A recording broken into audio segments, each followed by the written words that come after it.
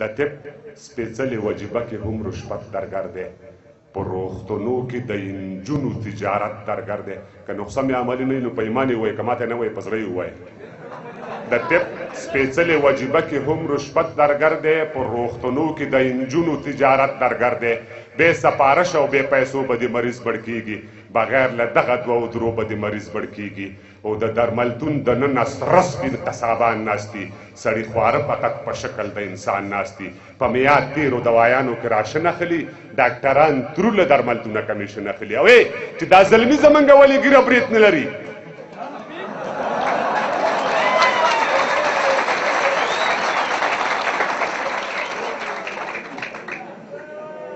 چې دا زلمي زمونږ ولې ګیره برېت نه لري نجونو ته هم د سر ټیکري کوم اهمیت نه لري او د مسلمان او د هندو ترمنځ تشخیص ګران شو د هندواني او د کدو ترمنځ تشخیص ګران شو د مسلمان او د هندو ترمنځ تشخیص ګران شو د هندواني او د کدو ترمنځ تشخیص ګران شو لباس کلتور او تمدن مو په پتلون واوښتو ستر عورت مو تر پنډو او تر زنګون واوښتو بعضو لستوڼي تر وږو او چا تر ستوني یوړل د مغرب ګرمو هواګانو ترې بړوني یوړل بند به تر څو د خپل ضمیر په زنځیرونو پروت یم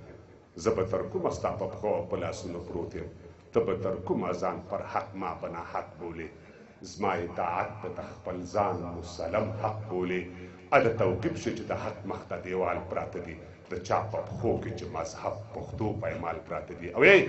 اوس د پردې تر شا یوه نوې معامله شروع ده اوس د پردې تر شا یوه نوې معامله شروع ده د افغانستان په تجزیې باندې حمله شروع ده دا تجزیه د افغانستان څو ګوپې کوي دا د ټلوالې د جبهې او څو پوچترې کوي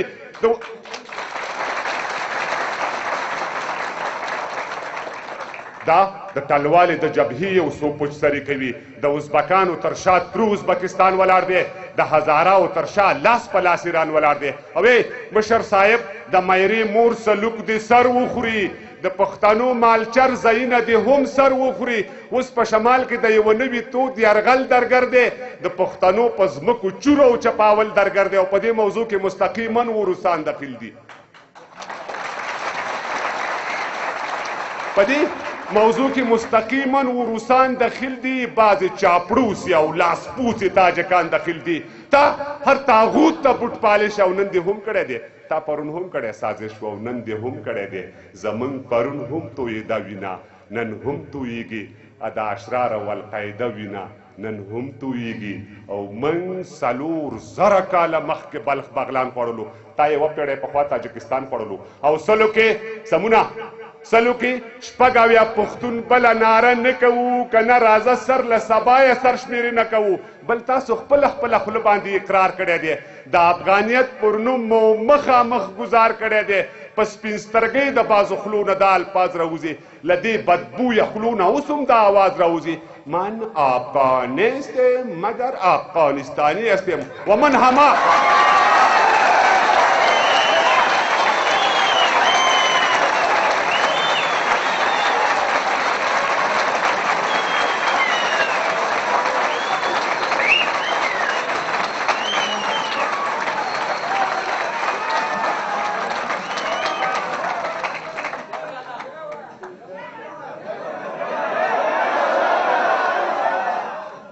من افغانستم مگر افغانستانی هستم و من همه افتخار میکنم که افغان هستم و افغانستانی هستم تو که افغان نیستی از کدام کوور عطا شدی برو گوایت هلکو تو از کجا پیدا شدی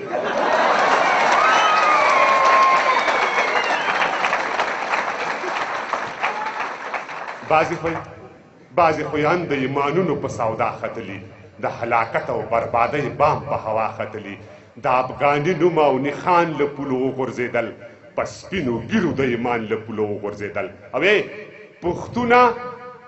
پښتونه څو به در په در خاورې په سر یادېږي زه پېښور او ته کابل کې مهاجر یادېږي خلکو تر اوسه لا ساتلي بې ویښتو سرونه پښتنو ومو ویشتل خپله د سړو سرونه په نجیب باندې اوس هم لا د کافر الزام دی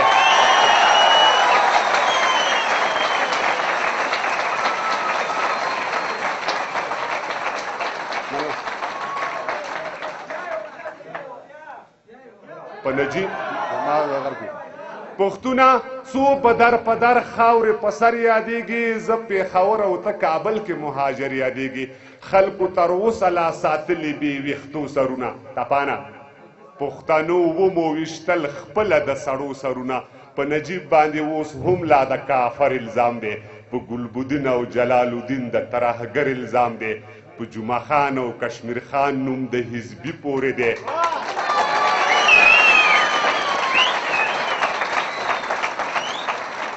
په جمعه خان او کشمیر خان نوم د حزبي پورې دی یون ملتی شو په لایق نوم د خلقي پورې دی متوکل او ملا ضعیف لا نظربند پراته دي میر تلیم او ملا اسحاق هم کلابند پراته دي نو غرغښ سړبن او ایوب خان خو په ښکاره نه راځي محمد ګل خان او اکبر خان هم دوباره نه راځي علامه سید جمال الدین را خبره هم درپسې زه مدم خان او ببرک خان راویښه هم درپسې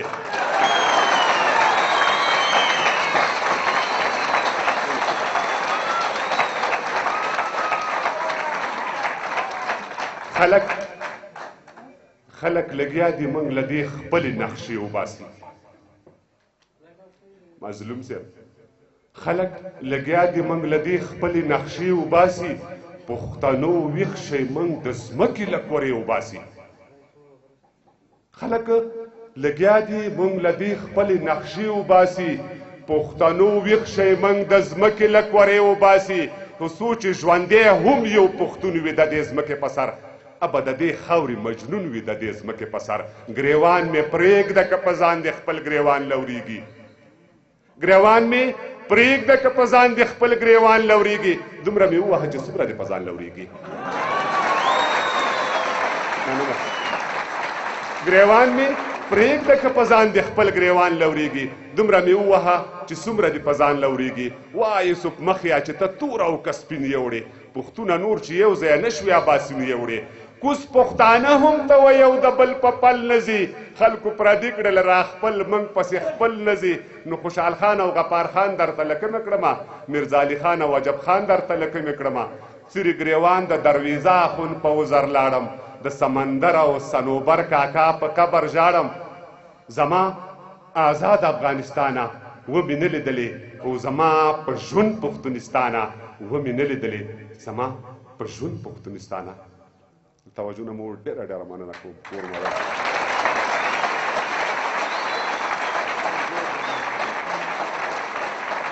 لاسونه ورډوبله کوي ډېر له ښاغلي تورات صاحب څخه ډېره ډېره مننه کوو ستا ښکلا مې په چا نه لورېږي شوم یم ستا ښکلا مې په چا نه لورېږي شوم یم زلمی نه شومه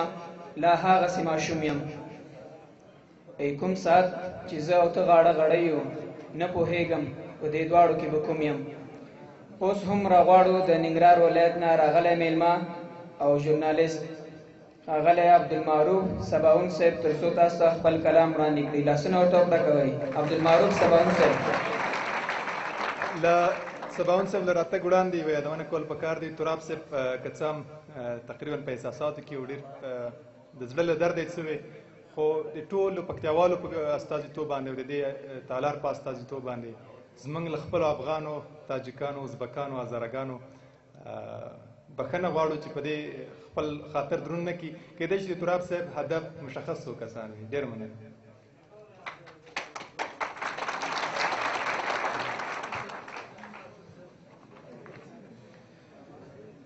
د بخښونکي خدای په سپېڅلې نامه او د مشرانو په اجازه د خبرونه به تیر شو چون تراب صاحب مخکې وویل چې وخت کم ده تر هر څه مخکې یو دوه بیته دي چې